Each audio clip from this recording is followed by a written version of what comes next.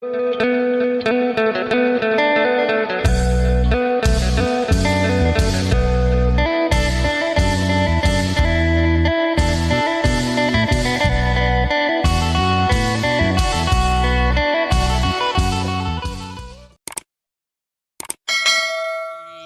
ยดีและสวัสดีเด้อพ่อแม่พี่น้อง FC กันมืดสุขูสุคนบ่ว่าทางฝั่งลาวทางฝั่งไทยหรือต่างประเทศยินดีต้อนรับเข้าสู่ช่องบ่าวจำมั่มอีกแล้วมื้อนี้ก็โบกเฮือนเป็นที่เรียบร้อยเนาะเหลือแบบเล็กๆน้อยๆเนาะเพิ่นก็เฮ็ดเองเลยพาตามาเยี่ยมบ้านเนาะบ่าวก็เลยมาจอบเฮือนพอดนแล้วบ่ได้มาเยี่ยมเฮือนเลยตั้งแต่เมื่อ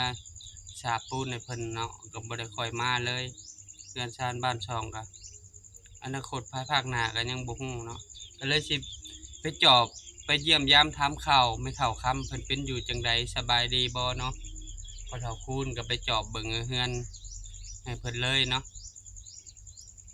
น้ำนองก็มีแหละฝนตกเขตนี้โดยเข้าไปหาไม่เฒ่าคำกันเลยจะเอามือเฮือนให้พอเฒ่าคูณกับไม่เฒ่าแก้ว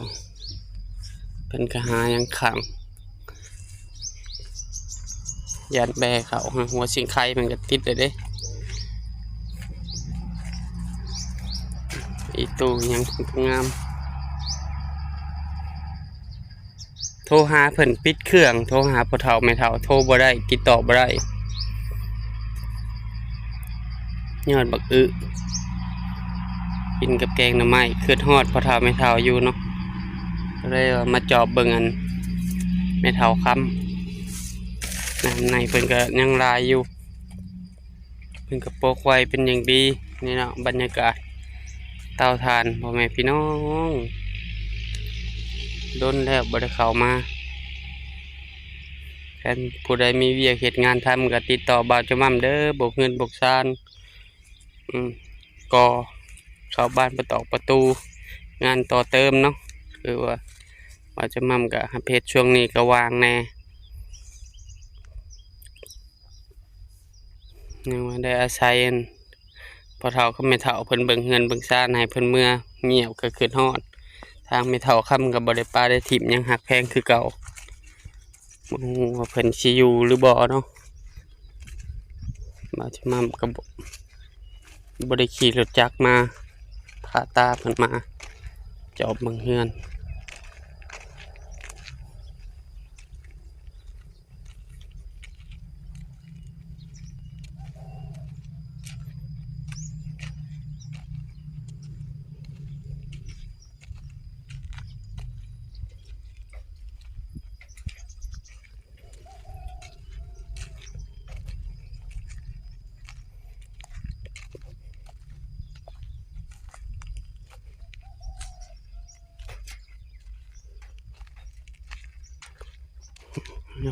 ห่มน้ำต้นบักยม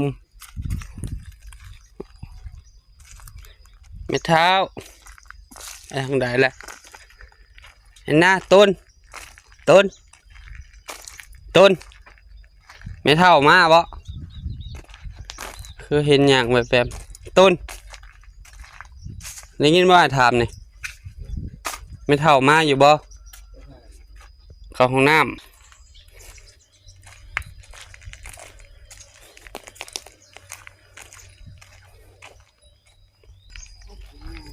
สบายดีไม่เท่าโอ้สบายดีน้องเอ็นนะป้าเมื่อยแห้งบ่เบิ่งจนดำหน้ากันจนดำบ่สบายบ่ไม่เท่าคือเสียงเป็นนั่นบัดนี้สบายได้หลายมือแล้วไม่ไปนอนได้มือโอ้ช้านี่ไม่ให้มันเลย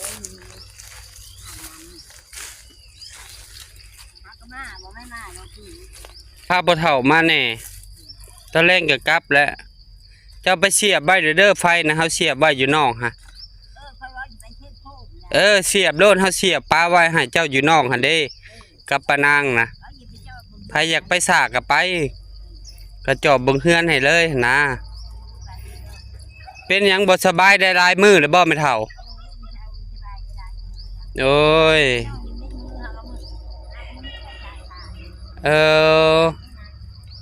เจ้ากินข้าวกับหยังซะ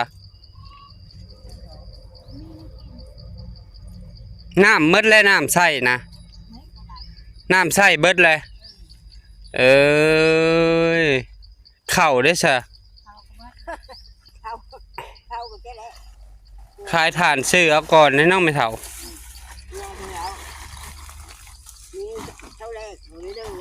เออได้จักสอบแล้วใช่ไหมเฒ่าโอ้ยเฮากับบ่มีเตาเขาก็ได้มันมีไม้ได้ทานคิดขี้ชอบเอาทุนมันได้นี่ได้กองส้นมันกองตัวเก่าเออ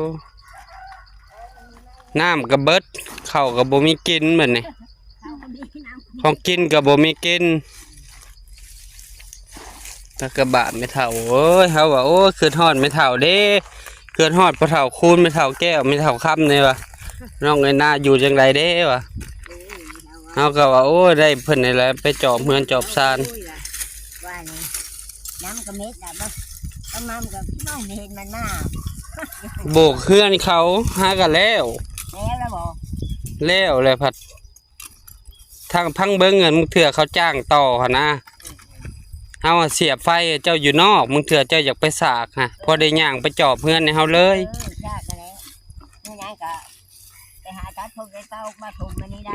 นั่งเย็นนั่งหันนั่งลิ้นนั่งหัวอยู่หากันน้ำไม่เท่ามึงเถื่อพันรอยมีคนอยู่วันยังมันบ่มียังดอกในเฮือนมันบ่ได้มียังเลยนั่งอยู่หันงูไรเพื่อละอ๋อมา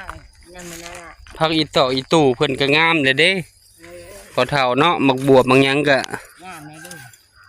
โทรหากับปิดเครื่อง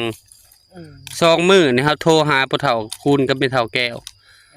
เฮาว่าสิโทรถามเจ้าอยู่เจ้าเพิ่นบ่มีโทรศัพท์โทรถามปะนางเบิ่งเฮือนให้เด้อผู้ใดอยากสากคมก็มาสากโลดว่ะขอเพียงแต่จอมเฮือนให้แน่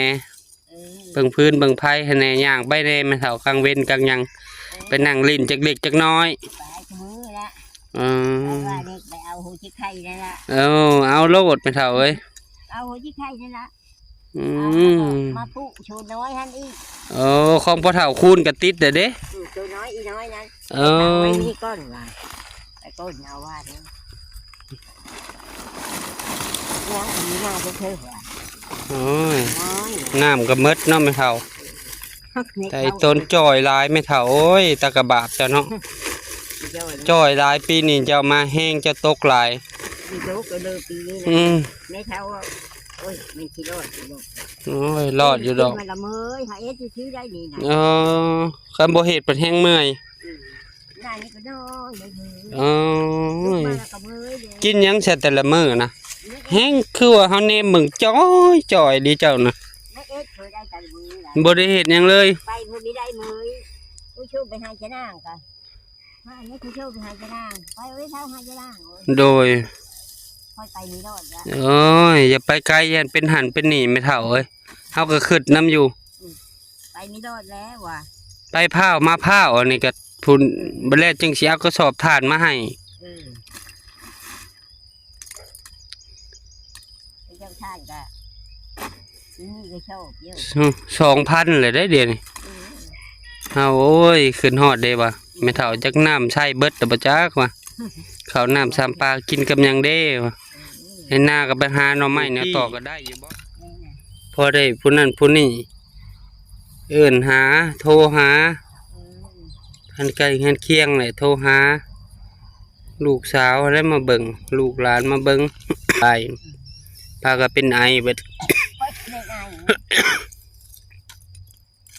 พาก็เป็นไอโนก็เป็นไอเอาหูชิเคอได้ว่าดีโดยเจ้าน่ะเอาหูชิเคอมาต้มกินเจ้าว่าเป็นไข่ยุ่งยักษ์ก็ว่าหน้าฝนไม่เท่าเอ้ยเบิ่งได้กลางมุ้งดีๆเลยว่าคือผู้เจ้าเป็นไข่ยุ่งยักษ์ขมปากอยู่บ่เลยปากของขมมือเด้อกูดีขมบ่ขมปากแล้วเบิ่งได้ไข่เลือดออกไข่ยังไข่ยุ่งฝนตกใหม่ลูกมาท้อง คือก็นั้นมันถูกปากนั่น โอ้ เดี๋ยวนี้ผมนี่ใช่ขาดไปแล้วจะอาบน้ำจะมือ โดยเฮาก็อีต้นจะอยู่ยังจอย จ่อย พอเฒ่าเฮาปกติแล้วตุ้ยพี่ดีงามเด่น ตัวที่บอก ตุ้ยพี่ปกติหมืดทุกอย่างนะตุ้ย เข้ากับมันมีกินก็มีแช่เด็ดไปเท่า เจ้าฮะ มันมีขึ้นเขากินข้าว คืนก็บ่ลงบ่ คืนกับไม่ลงที่ข้าวเรื่องเอาน้ำร้องเฮา อือเฮ้ย ขึ้นพยันเมยเฮา ผัดขึ้นเนาะห่วงหน้าพะวงหลังอยู่เนาะไม่เท่าจักอันใดจักลูกจักหลานเนาะจักเขาสิอยู่เป็นไรอันนู้นคือเป็นหันเป็นหนีเฮาก็สาธุอาจจะอยู่ดีมีแฮงไม่เท่าเอ้ยเมื่อยหลายเฮาก็บ่เฮ็ดเด้อไปสากโคมมาสากคู่มือก็ได้เด้อเฮาเสียป้าไว้ให้ตลอดหั่น อย่าไปเจ้าคือมันอย่าไปเจ้าบนโคมึงไปเจ้าไปจัดโค พอได้ใต้ฝากพ่อแม่ FC มื้อทุกท่านเป็นกำลังใจให้แม่เฒ่าคำนี่เด้อพ่อแม่พี่น้องโดยมาฮอดนี้บ่าวจะม่ำก็ขอบบุญขอบคุณพ่อแม่ FC ทุกท่านที่เบิ่งคลิปบ่าวจะม่ำแต่ต้นจนจบโดยบ่ขามโฆษณาเพื่อเป็นกำลังใจให้บ่าวจะม่ำเฮ็ดคลิปใหม่ๆออกมาให้พ่อแม่พี่น้องนะครับได้ชมขอให้พ่อแม่ FC ทุกท่านจงมีสุขภาพร่างกายแข็งแรงปราศจากโรคภัยไข้เจ็บคิดสิ่งใดก็ให้ได้สิ่งนั้นชมความมุ่งมั่นปรารถนาทำมาค้าขายซื้อได้ขายมานเหตุธุรกิจใดประสบผลสำเร็จในหน้าที่การงาน โดยฝากพ่อแม่ทุกท่านเป็นกำลังใจครอบครัวบ่าวจะมั่มให้เท่าคำกดติดตามกดไลค์กดแชร์อย่าลืมกดกระดิ่งเพื่อบ่พลาดคลิปใหม่ๆของบ่าวจะมั่มบ่าวจะมั่มก็จะขอตัวลาพ่อแม่พี่น้องไปก่อนเนาะกลับมาแวะเวียนถามข่าวไม่เท่าน้ำใช่